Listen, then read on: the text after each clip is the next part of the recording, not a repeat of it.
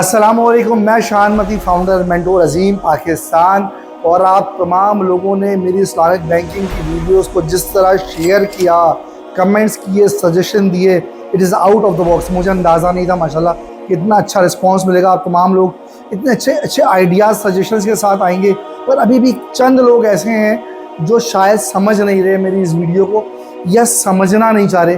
तो मैं उनको ये बताऊं कि अगर आपने मेरी इस्लामिक बैंकिंग की वीडियो समझनी है तो आपके जहनों में पीछे कुछ टोनी फंसे हुए हैं। जब तक आप उस टोनी को बाहर नहीं निकालेंगे आपको मेरी बातें समझ में नहीं आएंगी।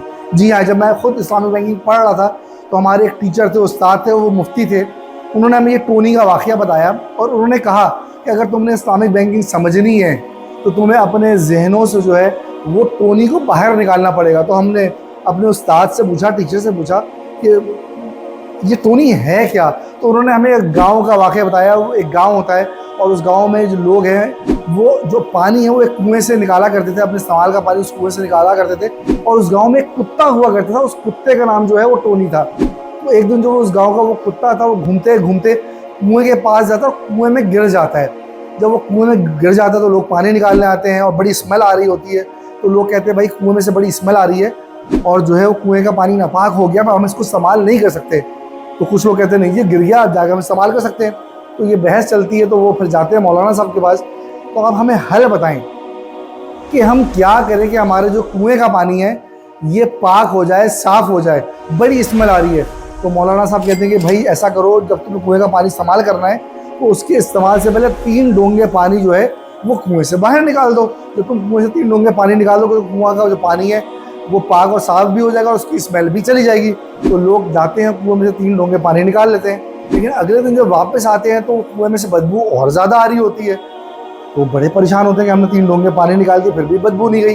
तो वो मुफ्ती साहब के पास, मौलाना साहब के पास, इमाम साहब के पास वापस जाते हैं कि भाई हमने तो कल 3 डोंगे पानी निकाल दिए पर कुएँ में से स्मेल, ये बदबू जा नहीं रही। तो वो कहते हैं भाई ऐसा करो, आज 6 डोंगे पानी निकाल दो। तो वो 6 डोंगे पानी निकाल देते हैं। फिर अगले दिन आते हैं, फिर वही स्मेल और बदबू, बल्कि पहले से ज़्यादा स्मेल और बदबू। और ये वो इस एक्सरसाइज को 3-4 दिनों तक करते हैं, लेकिन कुएं में से ना स्मेल जाए ना बदबू जाए, बल्कि पानी और ज़्यादा गंदा और बदबूदार हो जाए। तो सारे लोग, पूरे गांव वाले आते हैं मौलाना साहब के पास, मौलाना साहब आप जो हल बता रहे हैं इससे तो कुएँ की ना बदबू जा रही है ना कुआँ साफ़ हो रहा है। तो अगर बदबू नहीं जा रही तो कुआँ पाक भी नहीं होगा। तो मौलाना साहब भी बड़े परेशान होते हैं कि यार क्या वजह है कि बदबू जा नहीं रही। तो अचानक मौलाना साहब को ख्याल आता है, कहते हैं यार वो जो कुत्ता गिरा था तुम्हारे गांव का जिसका नाम टोनी था, उसको तुम लोगों ने कहाँ दफनाया, मुझे बताओ ताकि मैं जाऊँ उसी खबर पे देखूँ कि क्या मसला है कि स्मेल नहीं जा रही। तो कहते नहीं, हमने तो कुत्ते को कहीं नहीं दफनाया, कुत्ता जो है वो उसी कुएँ के अंदर है। तो मुफ्ती साहब सर पे हाथ रख लेते हैं, कहते हैं भाई पहले कुत्ते को बाहर निकालो, जो टोनी है उसको बाहर निकालो। जब टोनी को बाहर निकालोगे उसके बाद पानी निकालोगे तो फिर जो है तुम्हारा पानी पाक और साफ होगा, फिर उसकी स्मेल जाएगी।